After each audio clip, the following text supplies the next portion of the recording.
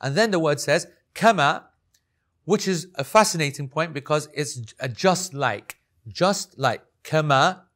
And so when you say just like in any language, let alone English, let alone Arabic, the second thing should be the same as the first, right? So if you say, have mercy upon them just like they had mercy upon me, that's what you should say. That's what the Arabic should say. It does not say that. It says, kama rabbayani saghira, like they brought me up when I was young, like they cultivated me when I was young, like they nurtured me when I was young. Whatever translation you give to rabbayani, okay, it's not mercy. It's not the same. So Allah is making a statement, Allah changed the word, therefore He wants your focus on it. And that's what we're going to give it. Why did Allah subhanahu wa ta'ala change the verb? Why did Allah subhanahu wa ta'ala equate between two verbs that should be the same, but they are different? Firstly, for us to bring attention to it, so that we actually understand what happened, why there is a difference. And secondly, to tell us that they are equal, but in reward only. Meaning that because of that job that was done, the equivalent of that in normative time right now is mercy. Because Rabbayani is Tarbiyah. Rabbayani comes from Rabba. Rabba is the fi'l, the verb for yani to cultivate, to nurture. And the word Tarbiyah comes from the word Rabba. And it's not possible to bring up and nurture and cultivate like a seedling or a sapling or something very, very special to an alder. The alder's done. It's finished. They're cooked. They're ripened. There's nothing else I need to suddenly spread out. They don't need your help. They don't need your finances. They need your mercy. They need your softness. They need your gentleness. They need your patience. They don't need all the things that a child needs or a baby needs or something that's small. And I think that it will make sense when I go a little bit into understanding this word. You see, not only has Allah subhanahu wa ta'ala chosen a verb that He wants us to go to just look at more and study, but it's actually one of those rare verbs in the Quran that has an incredibly rich tradition in its meaning. So we might struggle with certain words, but you won't with Rabba. Because Rabba has been used extensively in Jahiliyyah, in poetry, by the Arabs in their literary presentations. And it means to bring up. We get that. It means to help grow. You should understand that when we always hear the word tarbiyah or tarbiyat. Yani what does it mean? The person who gives tarbiyah, which is this process of cultivation and nurturing and helping to grow, right?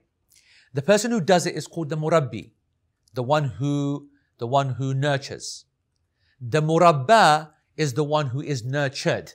All right? In this case, it's the child, the murabba. The process is called tarbiyah. And all of this comes from the word rabba. All right. And if you want to understand how the people use this, and I've spoken about this before, and I'm gonna say it again because I do think it is important for all Muslims just to appreciate the depth of the Arabic language. When you see, for example, in there's one of the poets of the Prophet ﷺ, Hassan Thabit, of course, he said that when he was describing the beauty of a woman, and he was referring to the color and the shape and the sharpness, if you like, of her ankle. You know, the Arabs have got these kind of crazy behavior things. They always focus on random parts of beauty and they write poems and stuff. So normally it's the face is the moon and the hair is, I don't know. I can't remember what they use for hair, but I'm sure they use some behavior. And for ankles, they like talking about pearls. And so as they were describing the beauty of her and her ankle, meaning how beautiful she was, she is described as more beautiful, more perfect. من ذرة بيضاء صافية مما تربى بحائر البحر.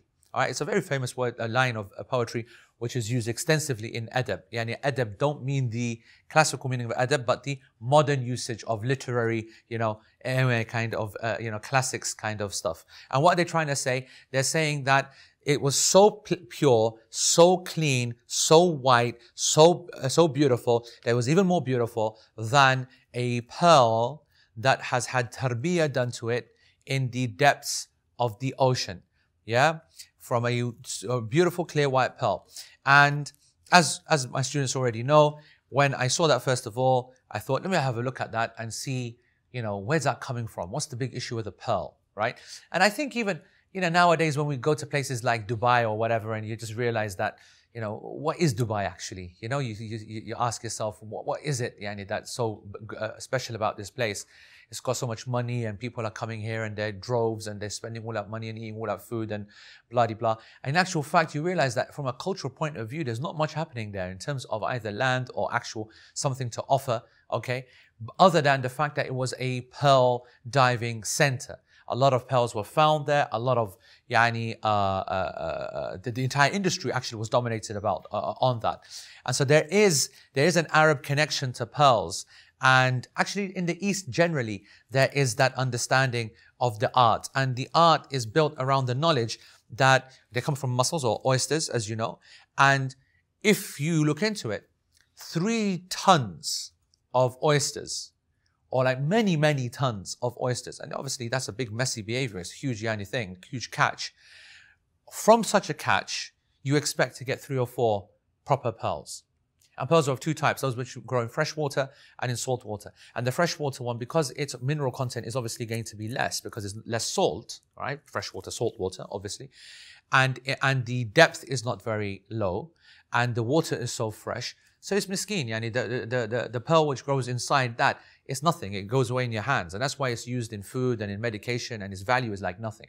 And the Chinese market, for example, they buy that in their hundreds and millions. There's loads of them. And it's actually nice to know the comparison, because that could now be normal schooling, okay? Normal public school where you chuck all the kids in, right? Whereas the proper tarbiyah is the saltwater one. And the saltwater one, what's it benefiting from? An incredible depth, much, much deeper. A different type of oyster and mussel, which structure, of course, has been made in a very specific way to allow the water to flow through at a certain angle, and not just one angle, because it's open at all sides and so different angles. And the current, of course, which is controlled by the various physical factors in terms of the tide and gravity and all the rest of it, that is creating a certain swirl and flow and speed, which is acting on the depth at that time, calcifying or ossifying or whatever the correct word is, these fragments of minerals that are in the water already, which is already very mineral rich, already very salt heavy, and is being compacted under pressure, made to become very, very tight, becomes very, very strong because of the pressure of the depth of the ocean, and then it's being buffeted. It's being buffeted by the flow of the water, the temperature of the water, the graininess of the water from every single angle. It's producing a pearl which is incredibly strong, incredibly translucent, incredibly beautiful, and very, very smooth. And you're only finding 3 or 4 out of a huge catch, which makes it incredibly valuable. The key factor that I haven't mentioned is time. Expect 3 to 6 years to have this happening before one pearl comes out. And so no wonder that when that pearl is caught and they find it, it's a jackpot, because that is a lifetime's worth of pay after effectively 5, 6 years of waiting, patience, and allowing the process to take place. What was the big difference between the freshwater and the saltwater? Yeah, and you've seen that in the process, but in real terms, what was the difference? Lots of time, lots of patience, no rushing the process. You can't rush it. You can't just do some farming method. You do artificial farming methods, which they do for fish, which they do for pearls, which they do for all these kind of things. The quality is not the same. It's that like when you, and obviously the example that we're going to give is when you franchise out your education or the franchising out of the looking after your child to someone else, it's not going to have the same power because of the intellectual and emotional investment that you are going to give into your own child or the product that you're trying to bring up. And so here, when you look at what the Arabs chose to describe the process of salt water, proper, expensive pearls being produced, they called it Tarbiyah. مما تربى بحائر البحر, in which the ocean itself did tarbiyah to the ocean, because the Arabs recognized that the best way to summarize all of this process that has happened to this oyster is a process of immense effort, immense time, immense patience, and immense value. We're not looking for numbers here. This is obviously not about quantity. It's pure quality that's being focused on. And so that made it clear to me, from a cultural point of view, why the Arabs would use this verb. And I give the example, my own personal example, which I do want to share again, especially for viewers online who would miss out on something which is so obvious, but we miss it every single day. When I moved into my house, I had this neighbor, she comes round, she's an old white lady, 70, 80 years old. She's like, right, okay, there's where this is, there's where that is, shops are open like that, blah. That whole kind of first moving in moment that you have. I'm sure she brought her normal cake around, maybe some shortbread or something like that. And she goes, oh, this throwaway remark, by the way, the pears in the garden, you're gonna want to give it to me. I normally take them, And obviously that's a bit forward. You kind of, you think that's a bit, obviously I hadn't been to the garden yet, but I just thought, obviously, there's no way someone can be so kind of, make such a bestie statement like that without some, something's happening there before. So I didn't say anything. And I'm glad I didn't, because obviously the first thing I did when she left was go straight to the garden to have a look at these pears. Why on earth would I be giving pears away? Obviously, when I see the pears, useless, disaster, hard rocks, green, completely, inedible, I thought, right, that's obviously why, because there was nothing that I was going to do. They'd be chucked away. So I got the kids, we all gathered them together, took a whole, carrier bag of pears, dropped them off to her house. She was, non-fussed. Thanks very much. See you later. Bye. All right. And then we pick up the story literally 9 months later, 8 months later, something like that. I'm in my library and I get a knock on the door. It's Jean. And she goes, hey, just wanted to, show you something. And she comes. I said, yeah, come in. And then she brings me one of those nice, jars with a nice old school kind of, red and white. I think that we said yesterday, mason jars or something? Masonry, whatever.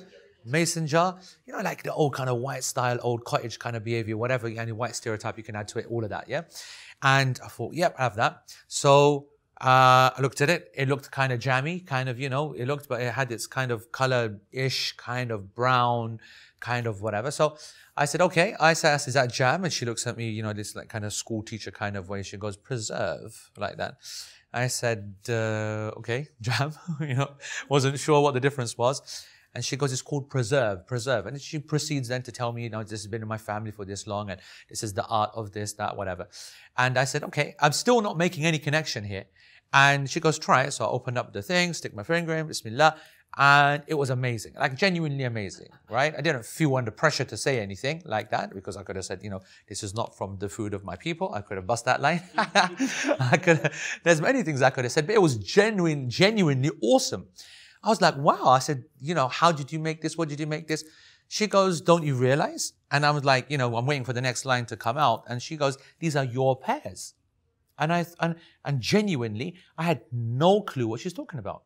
I have no idea what you mean, my pears. 8, 9 months later, bro. I mean, So she goes, remember back in the summer last year, you gave me those pears? I said, oh, yeah, of course, yeah.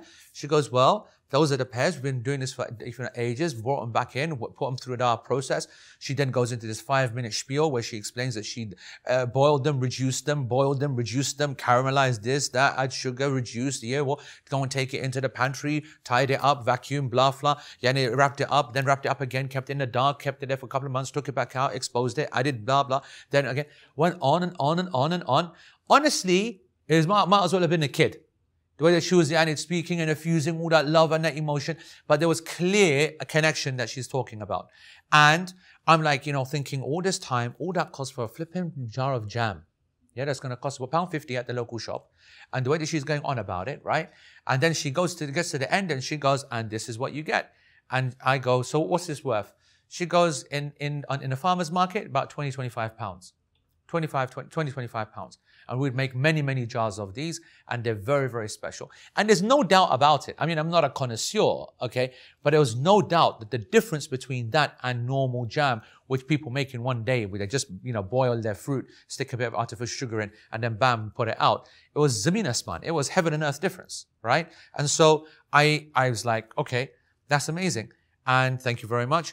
And I thought to myself, wow, that's interesting. And then, obviously, you're not clicking, are you? You're seeing things on a menial human level. And then it struck me. That's exactly what us Paks and what the Arabs call jam. They call it murabba, right? We call it murabba. That thing to which the process of tarbiyah has been applied to. So by definition, we're now starting getting a clear idea of what tarbiyah is all about. A person who's an expert, the murabbi, they get involved in a process, a game that they have a great affection for. They're willing to put up with all the problems and the time. They're going to have immense patience during that process. They are emotionally invested. They know what they're doing. They're intellectually invested. They will spare no cost. They'll do whatever it takes. If it needs to be redone again and more things be added, then so be it. And the focus is not upon changing the world with lots of numbers, but with producing quality. And those are the features of high quality tarbiyah. And what we're being taught here in this ayah is that the word exists, the concept exists, there are people doing it day and night to their seeds, to their trees, to their oysters, to their jam, to their whatever, and the job of the parents is to do that to their children. There's an open and close to registration. Click Click on the button and get access to your student portal before that window closes.